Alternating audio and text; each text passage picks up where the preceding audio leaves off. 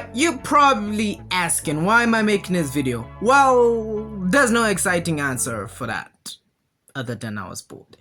But remember when I said this? What the heck is the point of a sequel? Obviously to expand the story and make it better, introduce new exciting characters that will add more to that sequel, and obviously to tell a story that makes sense and ties to the predecessor. Now to be honest, oh my god, Pixar was absolutely good at this. Yeah, like I said before, Pixar was good at making sequels cause they made sense. Let's just forget about this one. And one thing I can say for the first one is that its wholesome premise made sense to the point where, well, they had to develop a sequel for it. So, buckle up, get your popcorn, and let's see why Inside Out was so necessary. Alright, story expansion. Listen, Inside Out, you know, the first one pretty much told a good story of Riley before being a teenager. And the movie quite hinted at a possible sequel by showing the puberty button. Now in the sequel, instead of focusing on Riley's past, we focus on the present. Like, duh. As Riley has made new friends and is practicing hockey, and now is going through puberty, tapping into the reality of such thing. Expanding is the story. The sequel also introduced new elements such as a sense of self formed by her beliefs and made by her memories. They also have an elevator, so WHQ. A controller, also new islands, but the most important new element that this sequel has brought was of course the new emotions.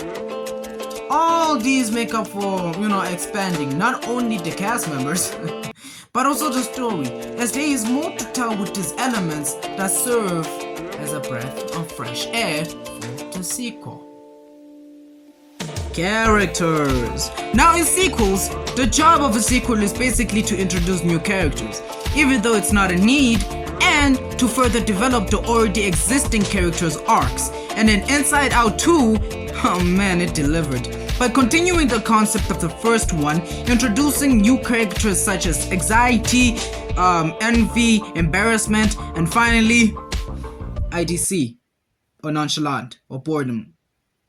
I don't know anymore. While further developing the OG characters, mostly anger and joy, where we have these moments. And if Joy can't see that, well, then she's delusional.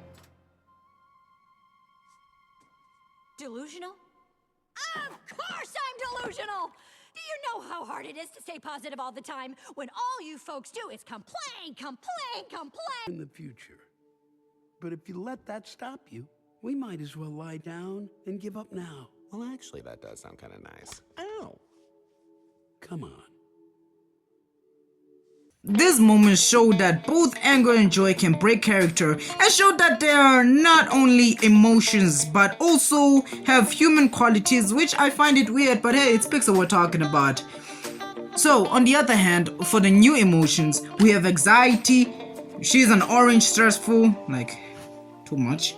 He is hyperactive and is responsible for making decisions that will benefit Riley in the long run. Envy is a short, cute, greenish emotion that, well, envies other people.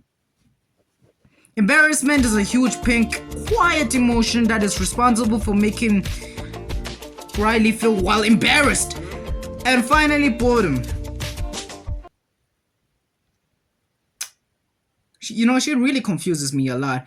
I think she's responsible for keeping Riley cool and relaxed, but then again, she's boredom, so isn't she supposed to make Riley bored?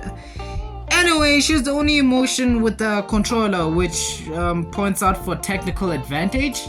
Advantage? God, I'm old. So, was Inside Out 2 a good and necessary sequel? Duh, yes it was.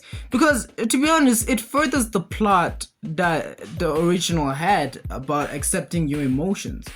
Because remember the joy and the sadness fiasco? Because joy had to accept sadness because sadness was an integral part?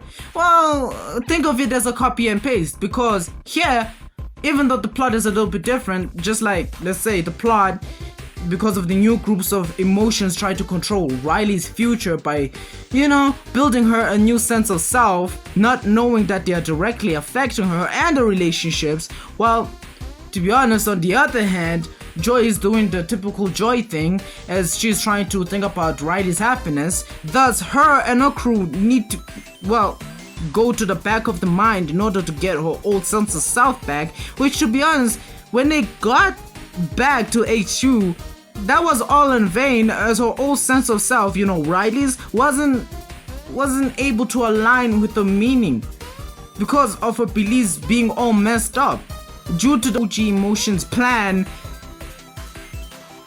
And to be honest, can I ask you something? What the heck happened to the pit of emptiness?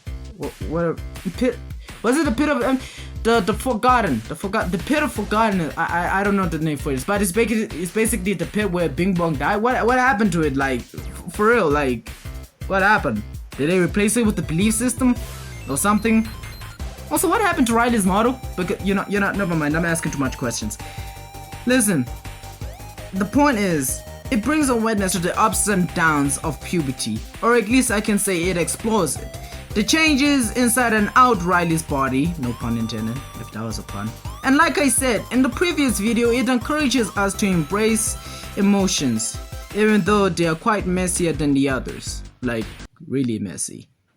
But also, there's something I learned about Inside Out. Since, you know, the main focus was anxiety, it also kind of emphasizes on the importance of anxiety in one's life. Like, we do really need to have anxiety in our life, and it is okay to be nervous about things you cannot change or control in life, but there are some things in your life and your present that you can't control, and who knows, by changing one little thing in your life you might feel a lot happier than usual.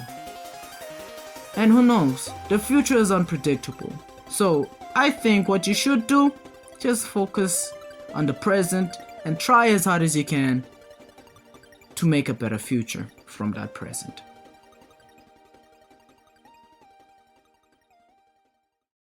And that, my friend, was Inside Out 2. So, was the movie good and was it necessary? Like I said before, yes, it was. Did it teach a valuable lesson? Yes, it did. Did I enjoy making this movie? Yes, I did. It's up to you if you liked it, but if you liked it, I did my job quite well, you know? So, like I said, I'm really happy that you made it this far to the video. And I'm also happy that, you know, Pixar has got another one. They made bank with this movie. Like, it grossed $1.6 billion US, becoming the highest grossing animated film, well, of all time, at least for now, because, you know, Sonic 3, then you have Moana 2, so yeah, I mean, maybe, who knows? But also, one thing that Pixar will always define is breaking records, and Pixar has become the first animated studio to have 5 $1 billion US gross movies, and that, my friend, is well deserved, because a company that has made such memories, let's forget these, really deserves such an award. Not an award, but maybe recognition. Recognition. I don't know. Anyway, what I'm trying to say is that I'm happy that Pixar made bank, and I think Inside Out 2 kind of saved Pixar. I'm gonna be honest with that one. Hope you guys really enjoyed. Thanks for watching, and Merry Christmas. Oh wait, I'm late. Happy New Year. Give me time, I'm not in the right state. Tempted, taking the bait.